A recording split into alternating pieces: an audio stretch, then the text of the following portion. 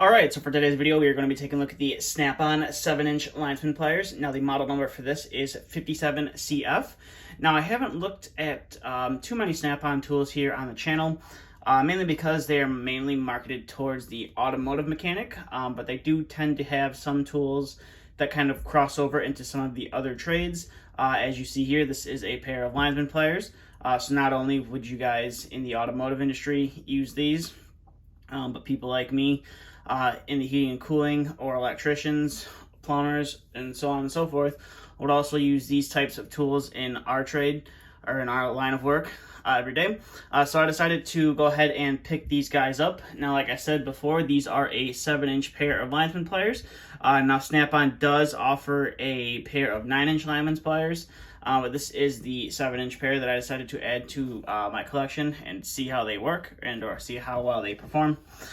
So to start off the review here, we'll take a look at the handle. So you do have this nice textured gripped handle right here, and it is a fairly deep grip, or a fairly deep dipped handle.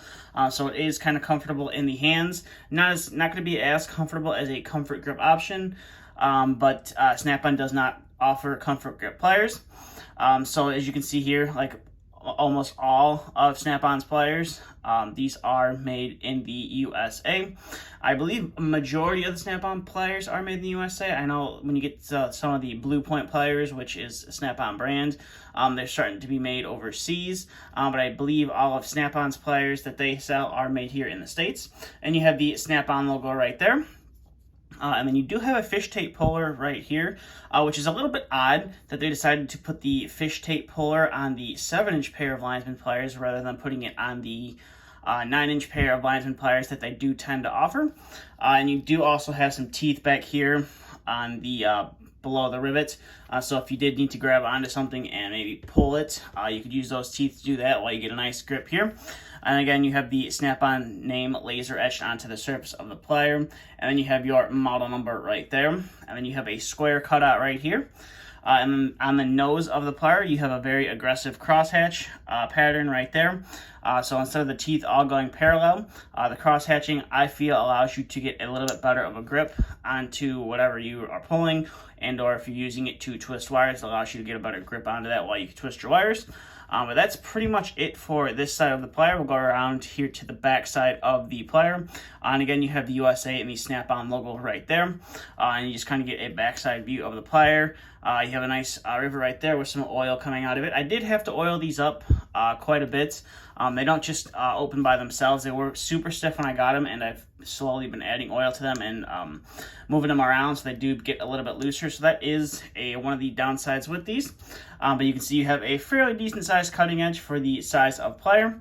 And then that's pretty much it for the detail on these guys. You can get, when I move it around in the light, you can see that nice grip there on the handles. So what that's going to allow you to do is if you have some oily or greasy hands, it's going to allow you to get a nice better grip on the pliers. Whereas standard dip pliers just have that smooth finish on them. Where if you had some oil or grease on your hands, it's going to most likely slip out of your hands a lot easier. Whereas the textured dipped is going to allow you to have a better grip, not have to worry about it falling out of your hands. So that's it for the detail on the tool. Now we'll get to some of the functionality. So like I said, these don't tend to open very easily. They are a little bit stiff, but when you do open them, that is about as far wide as the jaws will go, and that is as tight as the jaws will go. Now, if you take a look here, you can kind of see a little bit of light coming through the backside of the cutting jaws. So it's not 100% flush. The cutting knives don't exactly match up flush to each other, which can be problematic when cutting through some wires. You might not be able to get through the insulation all the way, so on and so forth. And then you can see you do have a very small gap between the crosshatch teeth, which is nice. They don't just meet with each other and close up. So if you did need to twist onto something, you wouldn't have to worry about crushing it too badly. Now, one thing that I have noticed on not only this pair of Linesman Pliers, but on the 9-inch pair that I have, I'll take a look at here on the channel, is you do have this opening back here. You can kind of see my finger moving back and forth between it. Some people think that's a a defect. I'm be honest with you, I don't think it is a defect. I've noticed it on quite a few other pliers from Snap-on. So that is something you want to look out for when you're cutting some of your thicker gauge wire or thicker gauge material. You want to make sure you don't have it too close to that hole, or you're going to cut through it, and if you have any material or anything in that specific point right there, it won't cut through it all the way. So that's it for that. We'll go ahead and cut some wire here. So we just got some 18 stranded wire right here, and we'll go ahead and see how well these can cut through it. Now the one thing, like I said, these are a little bit stiff, so it can be a little awkward to go and cut some stuff with these until I loosen them up some more. So we'll take a look here at some 18 stranded wire. So not quite able to cut through the insulation all the way. Go ahead and show you that one more time. So you go and cut it, and it doesn't quite fall apart right there. You do kind of have a little bit of that insulation left over right there. I believe it's the clear part of the insulation that's on the outside of the wire. But one way to get around that is when you cut through the material, just kind of pull it at the same time, and you won't have to worry about that. So that was with some 18 gauge stranded wire. Now we'll bring in some solid wire right here and see if we have any better luck. This is some 14 solid right here.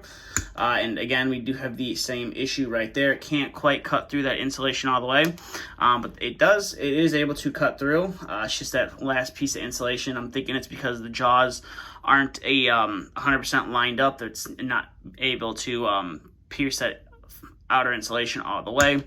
So that is with the 14 gauge solid wire right there. Go ahead and bring in some 12 gauge wire. Most likely going to have the same effect on it. And as we saw before, we do have that same effect where it isn't quite able to cut through that last little bit of insulation. You can kind of see it right there. Just not able to cut through that last little piece of insulation right there. And then we'll finally bring in some 12 gauge stranded wire. And again, we do have that same issue. So like I said, the way to get around that is when you're cutting, just pull it away from you. So overall, these are definitely, I would say, a unique pair of Linesman pliers. You don't typically see too many Linesman pliers in a 7-inch configuration.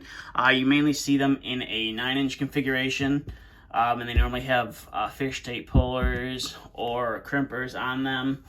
In some instances, they do feature bolt cutters as well.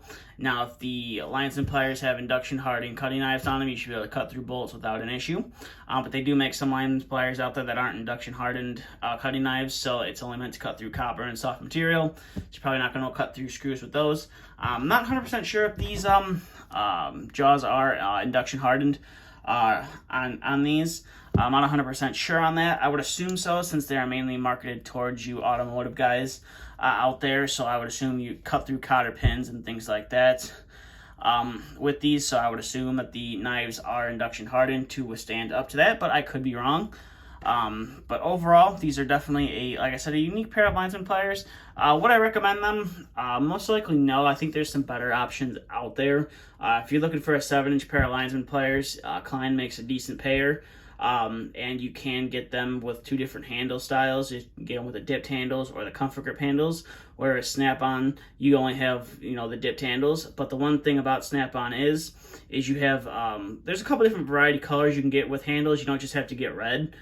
So if you want green, I believe they make them in green and orange, and I believe a high vis, if I'm not mistaken. So if that's your thing, you want to have different colored tools, there is that to look forward to.